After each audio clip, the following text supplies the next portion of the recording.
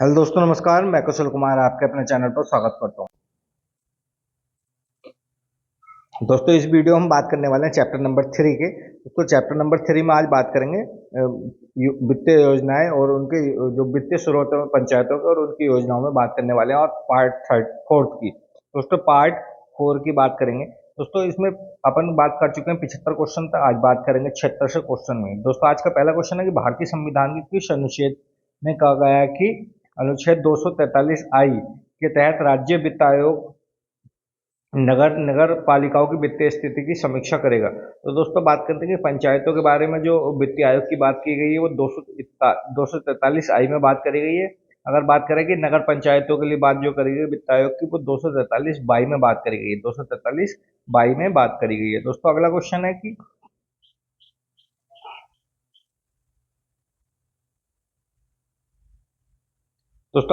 है कि निम्नलिखित में से कौन सा प्राधिकरण किसी राज्य के राज्यपाल को उन करों और कर्तव्यों के निर्धारण के सिद्धांतों के बारे में सिफारिश करता है जिन्हें उस राज्य विशेष की, यानी यह कि पंचायतों के लिए वित्तीय स्रोत की सिफारिश कौन करता है। तो दोस्तों, पंचायतों के लिए वित्त के लिए जो सिफारिश करता है वो राज्य का राज्य वित्त आयोग करता है। कौन सा करता है? राज्य का राज्य वित्त आयोग करता है। जिस राज्य से संबंधित सिफारिश होंगी केवल उसी राज्य का राज्यपाल इन सभी के बारे में सिफारिश करेगा। तो दोस्तों, इसका बी ऑप्शन ठीक बैठता है। दोस्तों, अगला क्वेश्चन है कि 27वां संविधान संशोधन संशोधन अधिनियम 1992 जिसका उद्देश्य देश में पंचायती राज संस्थाओं को बढ़ावा देना, निम्नलिखित में से किसके लिए प्रावधान करता है। तो दोस्तों, 27वें संविधान संशोधन 1992 में जो संशोधन हुआ था, तो दोस्तों ये पहली बात तो यहीं गलत है। दोस्तों, ये 72वां संविधान संशोधन हुआ था। 72वां संविधान संशोधन जो व्यवस्था करता है, तो बात करते हैं दोस्तों जिला योजना समितियों, ये गलत है। हालांकि राज्य चुनाव आयोग सभी पंचायतें कराएगा, दोस्तों ये बात भी सही है। पंचायतों को जो चुनाव कराता है वो राज्य निर्वाचन आयोग कराता है, और राज्य वित्त आयोग की स्थापना की बात भी करी गई थी। तो दोस्तों, सी ऑप्शन इसका ठीक है। जिला नियोजन ये योजना समितियों का गठन 74वें संविधान संशोधन के तहत की गई थी। तो दोस्तों, बाकी इसके दो ऑप्शन ठीक है लास्ट के, और पहला गलत है। दोस्तों, अगला कि राज्य वित्त आयोग की भूमिका क्या है। तो दोस्तों, राज्य वित्त आयोग की जो भूमिका है वो राज्य में पंचायती राज संस्थाओं की वित्तीय स्थिति की जांच करना या समीक्षा करना है। जो राज्यों में जिस राज्य का वित्त आयोग है वो उसी राज्य की पंचायती राज संस्थाओं की वित्तीय समीक्षा करेगा। तो दोस्तों, इसका ए ऑप्शन ठीक बैठता है। दोस्तों, अगला कि राज्य वित्त आयोग का उल्लेख भारतीय संविधान के किस भाग में किया गया है। तो राज्य वित्त आयोग का उल्लेख जो किया गया है वो बात की गई है भाग 9 ए में और भाग 9 बी में। यानी जो भाग ए जो ए है उसमें बात करी गई है पंचायतों के लिए जो बात करी गई है राज्य वित्त आयोग की 243 आई में, और जो नगर पंचायत है उनके लिए बात जो करी गई 243 बाई में की गई। तो दोस्तों, अलग अलग ये भाग 9 और भाग ये बी है। तो दोस्तों, इसका भाग ए और भाग बी में पंचायतों यानी राज्य वित्त आयोग की बात करी गई है। अगला कि निम्नलिखित में से उत्तर प्रदेश के दूसरे राज्य वित्त आयोग का अध्यक्ष कौन था। तो दोस्तों, उत्तर प्रदेश के राज्य वित्त आयोग का अध्यक्ष जो बनाया गया था वो टी.एन. धर को बनाया गया था। किसे बनाया गया था दोस्तों? टी.एन. धर को बनाया गया था। दोस्तों, अब तक उत्तर प्रदेश में 5 राज्य वित्त आयोग लागू हो चुके हैं। 5 वित्त आयोग लागू हो चुके हैं। और दोस्तों, पहले जो थे वो चंद्रभान भानु थे, चंद्रभाल भानु थे। दूसरे दोस्तों टी.एन. धर हैं। और दोस्तों, अभी वर्तमान में 5वें जो है या कार्यशील जो वर्तमान में है उनका नाम है आनंद मिश्रा। दोस्तों, 5वें के जो है वो आनंद मिश्रा जी हैं, जो राज्य वित्त आयोग है उत्तर प्रदेश का। दोस्तों, 5 राज्य वित्त आयोग बन चुके हैं। दोस्तों, अगला क्वेश्चन है कि उत्तर प्रदेश में चौथे राज्य वित्त आयोग का अध्यक्ष कौन था। दोस्तों, चौथे राज्य वित्त आयोग का अध्यक्ष जो था वो अतुल कुमार गुप्ता थे। कौन थे दोस्तों? अतुल कुमार गुप्ता थे। उत्तर प्रदेश के चौथे राज्य वित्त आयोग के अध्यक्ष अतुल कुमार गुप्ता थे। दोस्तों, इसमें कोई सा विकल्प नहीं दिया हो तो इनमें से कोई नहीं है। तो दोस्तों, इसका आंसर अतुल कुमार गुप्ता। दोस्तों, अगला क्वेश्चन है उत्तर प्रदेश के राज्य वित्त आयोग के बारे में। उत्तर प्रदेश के राज्य वित्त आयोग के बारे में दोस्तों कथन सत्य ये बात करने। राज्य में चतुर्थ आयोग क्रियान्वित है। दोस्तों, गलत है। दोस्तों, राज्य में 5वां राज्य वित्त आयोग क्रियान्वित है। चौथे वित्त आयोग के अध्यक्ष केसी त्रिपाठी थे। दोस्तों, केसी त्रिपाठी नहीं थे, अतुल कुमार गुप्ता जी थे। अगला के प्रथम राज्य वित्त आयोग का गठन 1994 में किया गया था। दोस्तों, ये बात सही है। हालांकि राज्य वित्त आयोग का गठन भारतीय संविधान के दोस्तों 243 यू के तहत किया जाता है। दोस्तों ये गलत है। तो दोस्तों 243 आई के तहत किया जाता है। दोस्तों इसका पहला तीसरा ऑप्शन केवल ठीक बैठता है, यानी केवल 3 इसका ऑप्शन ठीक बैठता है। दोस्तों अगला कि राज्य वित्त आयोग के संबंध में निम्नलिखित कथनों पर विचार करना। तो राज्य वित्त आयोग के संबंध में निम्नलिखित कथनों पर विचार करने में राज्य वित्त आयोग पंचायतों के वित्तीय समीक्षा की पुनर्वलोकन करता है, ये बात सही है। राज्य वित्त आयोग पंचायतों के लेखाओं के परीक्षा में उपलब्ध कराएगा, ये गलत है दोस्तों। अगला कि पंचायतों के लिए आरक्षण निर्वाचन सलाह देगा, ये बात गलत है दोस्तों। केवल ए ऑप्शन इसका ठीक बैठता है। दोस्तों उत्तर प्रदेश सरकार कौन सा राज्य वित्त आयोग गठित करने की तैयारी में? तो दोस्तों छठा राज्य वित्त आयोग गठित करने की तैयारी में, 5वां चल रहा है, जिसके अध्यक्ष आनंद मिश्रा जी हैं। दोस्तों अगला कि राज्य वित्त आयोग अध्यक्ष को हटाने का अधिकार किसके पास है? दोस्तों राज्य वित्त आयोग को हटाने का अधिकार जो भारत के राष्ट्रपति के पास है। किसके पास है दोस्तों? भारत के राष्ट्रपति के पास है। राज्य वित्त आयोग के अध्यक्ष की नियुक्ति राज्य सरकार के यानी राज्य के राज्यपाल द्वारा की जाती है, किंतु उसे हटाने का अधिकार जो होता है दोस्तों वो राष्ट्रपति को होता है। दोस्तों अगला है कि पंचायतों को कर शुल्क टोल और सौंपे जाने वाली फीसों का निर्धारण किसके द्वारा किया जाता है? दोस्तों शुल्क या जितना भी राजस्व का निर्धारण जो किया जाता है वो किसके द्वारा किया जाता है दोस्तों? वो किया जाता है राज्य वित्त आयोग के द्वारा। किसके द्वारा? राज्य वित्त आयोग के द्वारा। दोस्तों अगला क्वेश्चन है कि राज्य वित्त आयोग के संबंध में निम्नलिखित कथनों पर विचार करना है। तो दोस्तों निम्नलिखित कथनों यह है एक संवैधानिक निकाय है दोस्तों। जी हाँ, संवैधानिक निकाय है राज्य वित्त आयोग। और अगला क्वेश्चन है कि इसका गठन राज्य के राज्यपाल द्वारा किया जाता है, ये बात भी सही है दोस्तों। राज्य वित्त आयोग का अध्यक्ष अपना इस्तीफा राष्ट्रपति को सौंप सकता है, ये सौंपता है। तो दोस्तों ये गलत है, राज्यपाल को अपना इस्तीफा सौंपता है। किसको सौंपता है? राज्यपाल को अपना इस्तीफा सौंपता है। अगला कि राज्य वित्त आयोग का कार्यकाल 3 वर्ष का होता है। दोस्तों ये गलत है दोस्तों, 5 वर्ष का कार्यकाल होता है। दोस्तों ए ऑप्शन इसके केवल पहला और दूसरा ऑप्शन ठीक है, बाकी गलत है। दोस्तों अगले कि राज्य का राज्यपाल कितने वर्ष के अंतराल पर राज्य वित्त आयोग का गठन करेगा? तो दोस्तों 5 वर्ष के अंतराल पर। किसके अंतराल पर? 5 वर्ष के। राज्य वित्त आयोग का गठन भारतीय संविधान के 243 आई के फर्स्ट में किया जाता है, पंचायतों के लिए दोस्तों, केवल पंचायतों के लिए 243 आई में किया जाता है। दोस्तों अगला क्वेश्चन है निम्नलिखित में से किसने उत्तर प्रदेश राज्य के वित्त आयोग के गठन के रूप में कार्य नहीं किया? तो दोस्तों सतीश महाना ने। सतीश महाना दोस्तों उत्तर प्रदेश के विधानसभा के अध्यक्ष रहे दोस्तों। वर्तमान में भी सतीश महाना ही दोस्तों विधानसभा के अध्यक्ष हैं दोस्तों। टी.एन. धर जो थे वो दूसरे थे, और ये 5वें थे। आनंद मिश्रा जी ये पहले थे दोस्तों। भालचंद्र शुक्ला पहले राज्य वित्त आयोग के अध्यक्ष बने थे। दूसरे के जो बने थे टी.एन. धर बने थे दोस्तों। 5वें के दोस्तों आनंद मिश्रा जी हैं, और चौथे के दोस्तों वो अतुल कुमार गुप्ता जी हैं। अतुल कुमार गुप्ता ने चौथे दोस्तों। थर्ड अभी आएगा तो बताऊंगा। निम्नलिखित में से कौन सा विकल्प सही है दोस्तों? राज्य वित्त आयोग का सदस्य अपना इस्तीफा राज्यपाल को सौंपता है दोस्तों। ये केवल ये ठीक है, ये भी गलत है। ये पहले थे राज्य वित्त आयोग के सदस्य, राज्यपाल नहीं, विधानसभा निर्धारण करती है। राज्य वित्त आयोग का गठन 1994 में हुआ था, ना कि 96 में। दोस्तों अगला क्वेश्चन है निम्नलिखित कथनों पर विचार करना कि सही है। दोस्तों सही तो दोस्तों दोनों ही हैं दोस्तों, दोनों ऑप्शन ठीक हैं दोस्तों, दोनों। अगला क्वेश्चन है कि भारतीय संविधान का कौन सा भाग केंद्र और राज्यों के मध्य वित्तीय संबंधों का वितरण की बात करता है? दोस्तों वित्तीय संबंधों के वितरण का जो है वो भाग 12 में। किसमें? भाग 12 में। केंद्र और राज्य के मध्य वित्तीय संबंधों का वितरण संविधान के भाग 12 में प्रस्तुत किया गया है दोस्तों। कि भाग 13 जो है भारतीय संविधान किससे संबंधित है? भारत के राज्य क्षेत्र के भीतर व्यापार और वाणिज्य और समागम से। तो भाग 14 जो है वो दोस्तों राज्य और संघ सेवाओं के अधीन सेवाएं जो हैं, यूपीएससी वगैरह की जो सेवाएं होती है वो भाग 14 में। और दोस्तों 14 के में है वो अधिकरण दिए हुए हैं, जितने भी अधिकरण बनते हैं, जैसे नेशनल ग्रीन टास्क है। अगला कि भारतीय संविधान वो भाग 15 में दोस्तों निर्वाचन 324 आर्टिकल में निर्वाचन के बारे में बात करी गई है दोस्तों। अगला क्वेश्चन है कि भारतीय संविधान के किस अनुच्छेद के अंतर्गत करों को केंद्र द्वारा लगाया जाता है और एकत्रित किया जाता है, परंतु वितरण केंद्र और राज्य के मध्य किया जाता है? तो दोस्तों ये संविधान 270 है। 270 के तहत दोस्तों इकट्ठा तो करा जाएगा वो केंद्र सरकार के द्वारा, और लगाया भी जाएगा, लेकिन जो बटेगा तो वो राज्य और केंद्र के बीच बटेगा। तो वो कौन सा आर्टिकल का है? 270।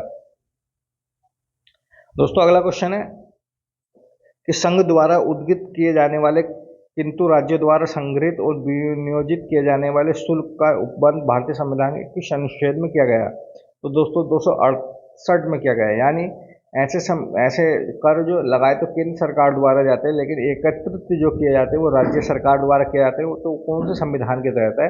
तो 268 के तहत, 268 के तहत। अगला कि वित्त आयोग का गठन प्रत्येक 5 वर्ष के अंतराल पर कौन करता है? दोस्तों वित्त आयोग का गठन प्रत्येक 5 वर्ष के अंतराल पे वो राष्ट्रपति करता है। दोस्तों राष्ट्रपति करता है। जो केंद्रीय वित्त आयोग का गठन जो किया जाता है वो राष्ट्रपति के द्वारा किया जाता है, और राज्य वित्त आयोग का गठन जो किया जाता है वो दोस्तों राज्यपाल के द्वारा किया जाता है। दोस्तों केंद्रीय वित्त आयोग का गठन जो किया जाता है वो आर्टिकल 280 के तहत, 280 के तहत प्रत्येक 5 वर्ष के अंतराल पर किया जाता है। और भारत के पहले केंद्रीय वित्त आयोग का अध्यक्ष जो थे वो केसी नियोगी थे, केसी नियोगी थे राज्य वित्त आयोग के जो थे, तो केंद्रीय वित्त आयोग के अध्यक्ष।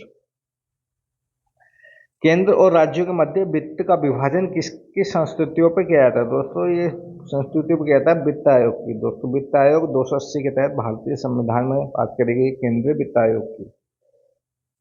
दोस्तों अगला कि भारत संविधान लागू होने के पश्चात अब तक कितने वित्त आयोग की बात करी गई है? तो दोस्तों अब तक भारतीय संविधान लागू होने के बाद 15 वित्त आयोग लागू हो चुके हैं। दोस्तों 15 वित्त आयोग लागू हो चुके हैं, और 15वें वित्त आयोग के अध्यक्ष जो वो NK सिंह है। दोस्तों NK सिंह है दोस्तों, जिनकी सिफारिश 2020 से लेकर 2026 तक लागू है। दोस्तों इसका गठन जो किया गया था वो 2017 में किया गया था, 22 जुलाई 2017 में किया गया था। और दोस्तों इसकी सिफारिश 2020 से लेकर 2026 तक लागू है। 15वां वित्त आयोग दोस्तों अंतिम वित्त आयोग अभी है दोस्तों, क्रियान्वित चल रहा है। अब तक 15 वित्त आयोग गठित किए गए हैं, और 16वें वित्त आयोग भी गठित किए जाने की तैयारी में, और जिसके अध्यक्ष जो बनाए जाएंगे अरविंद पनगड़िया। कौन बनाए जाएंगे दोस्तों? अरविंद पनगड़िया। दोस्तों घोषणा की जा चुकी है कि 16वें वित्त आयोग के अध्यक्ष जो बनाया जाएगा वो अरविंद पनगड़िया को बनाया जाएगा। तो दोस्तों अभी 15 वित्त आयोग गठित किए जा सके। प्रथम वित्त आयोग 1991 में गठित किया गया था। प्रत्येक 5 वर्ष के अंतराल पर वित्त आयोग का गठन किया था। अब तक 15 वित्त आयोग गठित किए गए हैं। 15वें वित्त आयोग के अध्यक्ष किसको बनाया गया था? दोस्तों 15वें वित्त आयोग के अध्यक्ष NK सिंह को बनाया गया था। दोस्तों पहले नंबर पर केसी नियोगी थे, ये 15 में थे। और केसी पंत दोस्तों ये 10वें नंबर के। YV रेड्डी शायद 14 नंबर के थे। YV रेड्डी दोस्तों 14वें नंबर के थे। अभी बताता हूँ YV रेड्डी दोस्तों 14 ही नंबर के थे।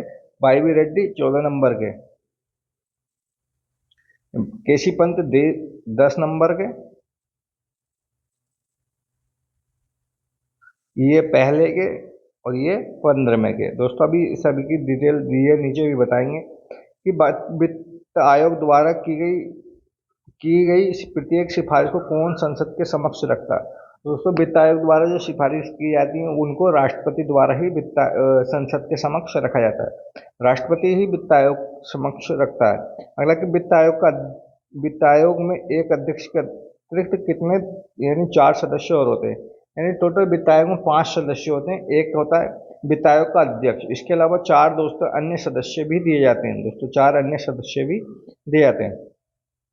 दोस्तों मोस्ट इंपोर्टेंट क्वेश्चन है कि निम्नलिखित में वित्त आयोग के अध्यक्ष के कार्यक्रम के आधार पर पहली नियुक्ति किसकी गई थी? दोस्तों अगर बात करें केसी पंत की, केसी पंत दोस्तों 10 नंबर के थे। किस नंबर के? ये 10 नंबर के। YV रेड्डी ये 14 नंबर के थे, और रंगराजन दोस्तों ये थे 12वें नंबर के, और ये केसी पंत 5वें नंबर के थे, दूसरे नंबर के। केसी पंत दूसरे नंबर के। तो दोस्तों बात करते हैं कि सबसे पहले जो पहले नियुक्त किए गए थे वो केसी पंत जी नियुक्त किए गए थे। कौन किए गए थे? केसी पंत।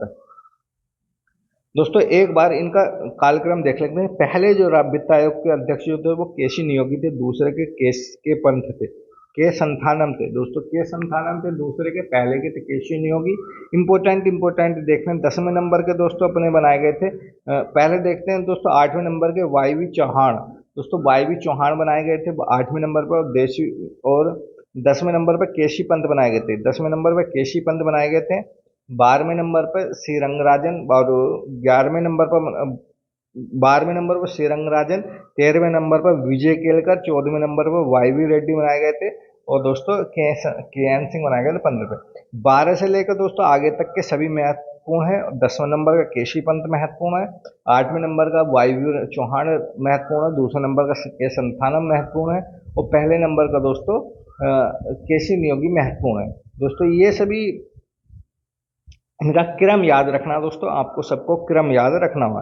दोस्तों अगला क्वेश्चन है कि वित्त आयोग के सदस्य चुनने की योग्यता। दोस्तों सभी योग्यता होनी चाहिए दोस्तों, जितनी भी अर्थशास्त्र का ज्ञाता हो, उच्च न्यायालय का न्यायाधीश हो, लेखा और वित्त मामलों का ज्ञान हो। तो दोस्तों ये सभी क्वेश्चन उस यानी क्वालिटी उसके अंदर होनी चाहिए। अगला कि राज्य वित्त आयोग का गठन कितनी अवधि के लिए किया जाता है। दोस्तों वित्त आयोग का गठन 5 वर्ष की अवधि के लिए किया जाता है। दोस्तों अगला क्वेश्चन है निम्नलिखित कथनों पर विचार करना। वित्त आयोग के अध्यक्ष और सदस्यों की योग्यता का निर्धारण भारत की संसद करती है। दोस्तों सही बात है दोस्तों, भारत की संसद ही करती है। अध्यक्ष व सदस्यों की नियुक्ति भारत के राष्ट्रपति के द्वारा की जाती है, ये बात भी सही है दोस्तों। दो ऑप्शन सी ऑप्शन इसका ठीक है। दोस्तों अगला कि निम्नलिखित कथनों पर विचार करना कि भारत संघ और राज्यों के बीच करों के शुद्ध आगमों का वितरण, ये बात सही है दोस्तों। करों का जो आगमों का वितरण होता है वो वित्त आयोग की सिफारिश पर ही होता है। सहायता अनुदान के लिए राज्यों के आवेदनों पर विचार करना। दोस्तों आवेदन पर विचार ये राज्य वित्त आयोग नहीं करता है दोस्तों, केंद्र सरकार करती है। कौन करती है दोस्तों? दोनों ही यही करता है दोस्तों। इसके ऑप्शन दोनों ही ऑप्शन ठीक हैं दोस्तों। अगला क्वेश्चन एक बार इसका वो देखते हैं डिटेल। भारतीय संविधान के 280 में वित्त आयोग के कर्तव्यों से संबंधित उपबंध है, जिसमें करों के भागों को संघ और राज्य के बीच बांटना, सहायता अनुदान के राज्यों के आवेदन पर विचार करना शामिल है। दोस्तों अगला क्वेश्चन है 107 में निम्नलिखित कथनों पर विचार करना। वित्त आयोग वित्तीय प्रशासन में पारदर्शिता सुनिश्चित करता है। दोस्तों ये बात सही है। अगला असत्य है दोस्तों, पारदर्शिता सुनिश्चित नहीं करता है। अगला कि वित्त आयोग अनुच्छेद 275 कहता है भारत की संचित निधि में से राज्यों के राजस्व की सहायता के अनुदान सुझाव दे सकता है। तो दोस्तों ये ऑप्शन सही है दोस्तों, पहला ही ऑप्शन इसका गलत है, बाकी सही है दोस्तों। इसमें असत्य छांटना था दोस्तों। अगला कि सी रंगराजन। दोस्तों सी रंगराजन अभी बताया था कि 12वें के अध्यक्ष बने। 12वें के अध्यक्ष सी रंगराजन, 14वें के दोस्तों वाई वी रेड्डी बने थे दोस्तों। वाई वी रेड्डी 14वें के। 13वें के दोस्तों बनाया था अपने